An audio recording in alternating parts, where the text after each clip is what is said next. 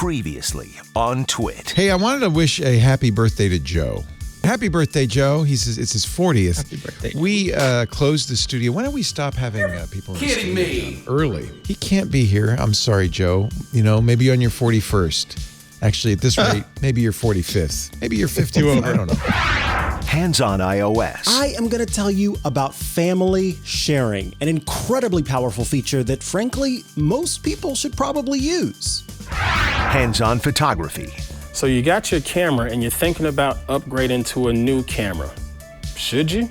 Hands-on Android. Coming up on Hands on Android, I heard from an emailer who has a question about removing bloatware from his Note 10 Plus. iOS Today. For a lot of people, the camera on their laptop is really pretty poor. And if you're doing Zoom meetings or Skype, it must be a little frustrating because you own this amazing camera in your iPhone or even your iPad.